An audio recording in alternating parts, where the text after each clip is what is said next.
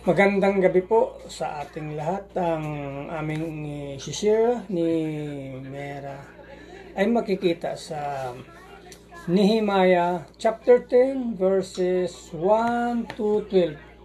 Ito po ang nakasulat.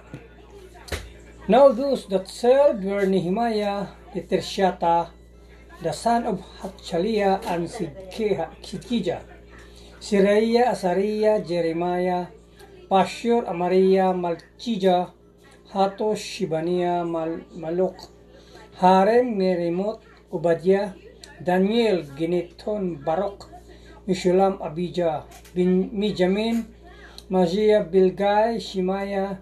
These were the priests, and the Levites, both Joshua, the son of Azaniah, Binoi of the sons of Henadad, Kadmiel, and their brethren Sibaniah, Hodijah, Kelita, Pilaya, Hanan, Mika, Rehob, Hashabiah, at ang last ay si Sakor, Sherebiah, Shibaniah. Yun lang po, maraming salamat. Purihin ang Panginoon. God bless.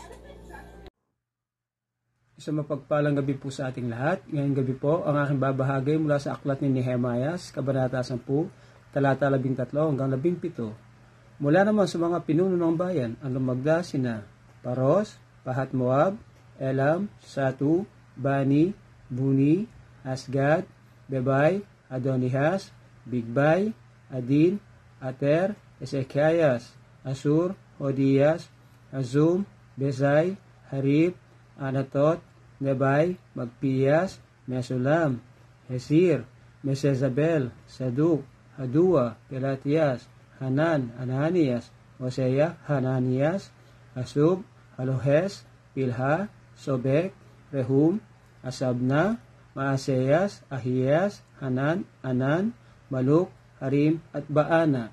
Purihin po ang ating amang lumikha sa pagkakabasa ng kanyang salita. Amin.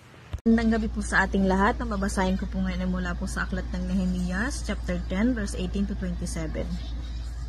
Hodias, Hasum, Bezai, Harif, Anatot, Nebay, Magpiyas, Misulam, Hezer, Mesezabel, Sadok, Jadua, Pelatias, Hanan, Anayas, Hosea, Hananias, Hasub, Halohesh, Ilha, Sobek, Rehum, Hasabna, Maaseyas, Aheyas, Hanan, Anan, Maluk, Harim, at Baana. Amen. God bless po. Hello po, good evening. Ang aking Bible verse for today is from the book of Nehemiah, chapter 10, verses 28 to 33. Ang kasunduan, kami, ang sambayan ng Israel, ang mga pari, mga levita, mga bantay pintuan, mga awit at mga manggagawa sa templo, at ang lahat ng iba pang lumayo sa mga dayuhang naninirahan sa aming lupain bilang pagsunod sa kautusan ng Diyos. Pati ang aming mga asawa at aming mga anak na lalaki at babae na pawang may sapat ng pag-iisip, ay nanunumpa kasama ng aming mga pinuno at nangangakong tutuparin ang buong kautusan na ibinigay ng Diyos sa pamamagitan ng kanyang lingkod na si Moises. Susundin namin ang lahat ng tuntunin at utos ng Diyos naming si Yahweh. Hindi namin papayagang mag-asawa ang aming mga anak sa mga dayuhang naninirahan sa aming lupain. Kung sila'y magtinda ng trigo o anumang paninda sa araw ng pamamahinga, hindi kami bibili sa kanila.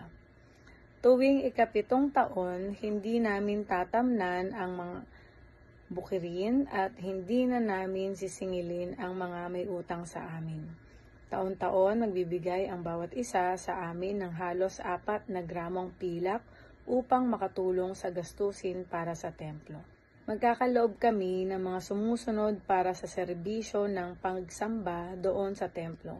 Tinapay na handog, pang-araw-araw na handog na pagkaing butil, mga handog na susunugin bilang handog araw-araw, handog sa araw ng pamamahinga, pista ng bagong buwan at iba pang kapistahan, iba pang handog, ang mga handog para sa kapatawaran ng kasalanan ng Israel, at iba pang kailangan sa templo. Amen. Ang mabuting balita ng ating Panginoon.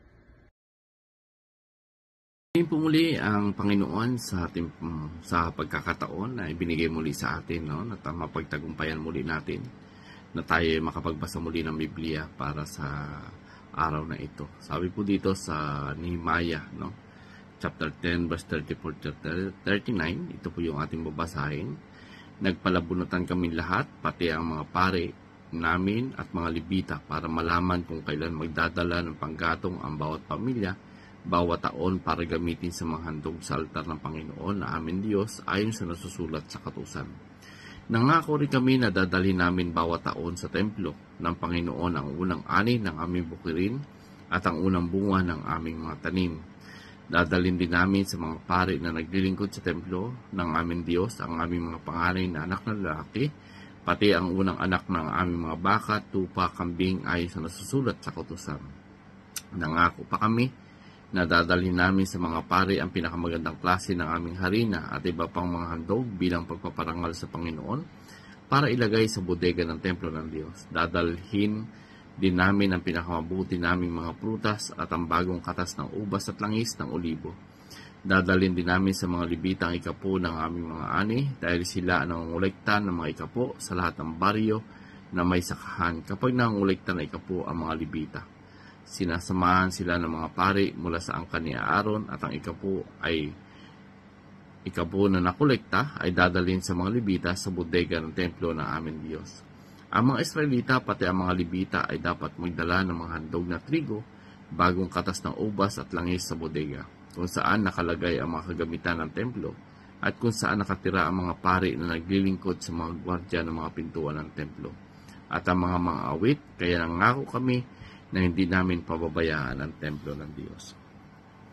So dito makikita po natin, isa po ito sa napakagandang ginawa nila, no? Yung hindi pabayaan yung mga naglilingkod sa templo, yung mga pari, yung mga Levita, no? At isa po ito sa mga dahilan, no, kung bakit hindi sila binigyan ng Panginoon ng kaparte, no, doon sa mga lupain, sapagkat ang tanging kaparte nila ay yung manggagaling po sa bayang Israel.